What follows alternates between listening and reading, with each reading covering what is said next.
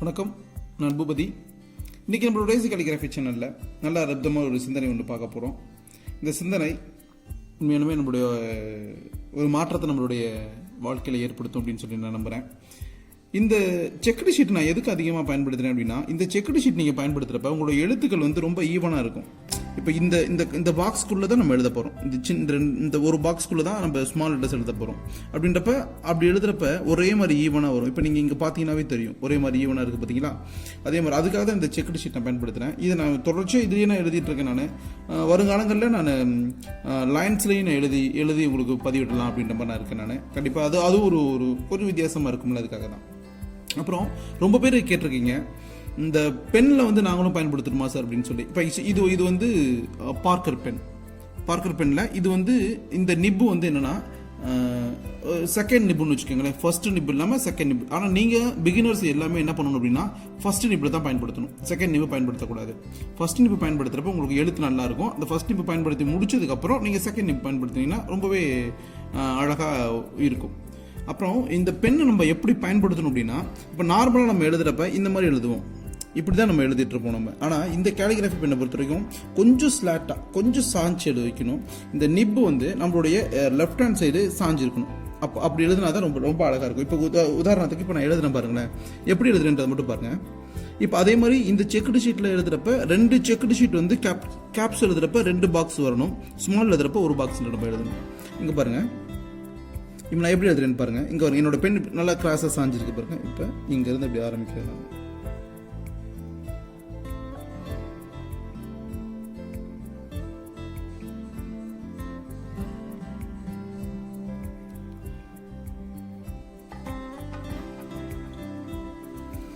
இந்த மாதிரி சாய்வாக எழுதுறப்ப ஒரு இடத்துல தின்னா வரும், ஒரு இடத்துல கொஞ்சம் இதாக இருக்கும்.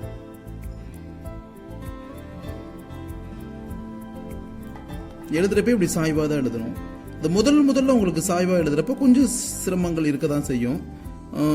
ஃப்ளோவாக வராது, இங்க் கொஞ்சம் ஃப்ளோவாக வராது, நம்ம எழுதுறதே கொஞ்சம் சிரமமாக இருக்க மாதிரி இருக்கும். ஆனால் அது பை ப்ராக்டிஸில் உங்களுக்கு எல்லாமே சரியாக போயிடும்.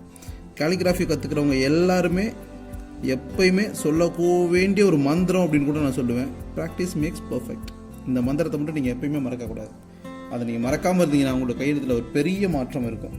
இப்போ பாருங்கள், இதை எழுதிட்டோன்னா இப்போ அடுத்த ஒரு எழுதுறப்ப நான் ரெண்டு விடுவேன். இங்கே நான் கொஞ்சம் அதிகமாக கொஞ்சம் டிசைன் பண்ணியிருக்கிறதுனால இப்போ 3 கூட நான் விட்டுக்கிறேன். நான் 3 லைன் விட்டுட்டு நான் எழுதுன்னு வச்சுக்கோங்களேன், எப்படி இருக்குன்னு பாருங்களேன்.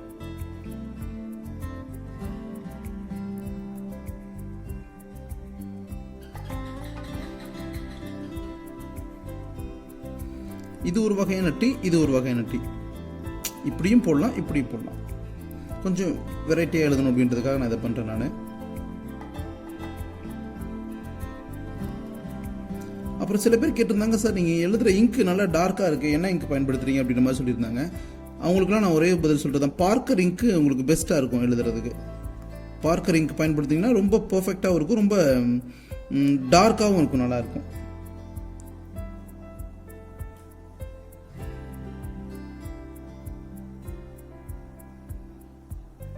அவ்வளோதான். இந்த மாதிரி எழுதுறப்ப ரொம்ப அழகாக இருக்கும். Think big, trust yourself. எதையுமே உயர்வாக எண்ணணும். வள்ளுவரே அப்படி தானே சொல்லியிருக்கிறாரு, எண்ணுவதெல்லாம் உயர்வுள்ளல் அப்படின்னு சொல்லி. எதையுமே பெருசாக நம்ம நினச்சோம்னா நமக்கு நடக்கிறதும் கண்டிப்பாக பெருசாக நடக்கும். முதல்ல நாம் நம்பணும். விவேகானந்தர் அடிக்கடி சொல்கிற மாதிரி, ட்ரஸ்ட் யுவர் செல்ஃப். நம்மளை நம்பாமல் யாரை நம்ப போகிறோம்? நம்ம இதெல்லாமே நடக்கும்னா ரொம்ப உயர்வாக சிந்திச்சு ட்ரஸ்ட் யுவர் செல்ஃப், நம்மளையே நம்ம நம்பினோம்னா என்ன ஒரு மாற்றம் நடக்கும் அப்படின்னா, இந்த எம் இப்போ தான் புதுசாக கொஞ்சம் ட்ரை பண்ணுறேன் நான். இது போட்டுட்டு இங்கேருந்து இப்படி வந்து அப்படி போட்டோம்னா இது கொஞ்சம் பார்க்கறதுக்கு நல்லா இருக்கு.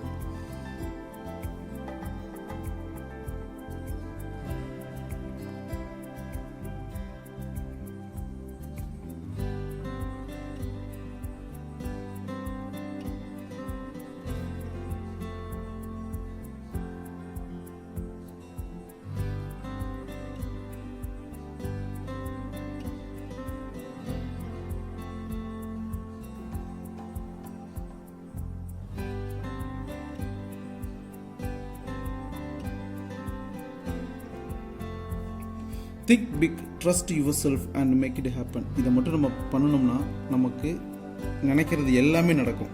எவ்வளோ நல்ல அர்த்தமான சிந்தனை பாருங்கள். இந்த சிந்தனை சொல்கிற மாதிரியே நான் இப்போ என்ன கேலிகிராஃபியில் டிப்ஸ்லாம் என்னென்ன சொல்லியிருக்கணும், இதெல்லாம் நீங்கள் அவசியம் நீங்கள் பயன்படுத்துங்க.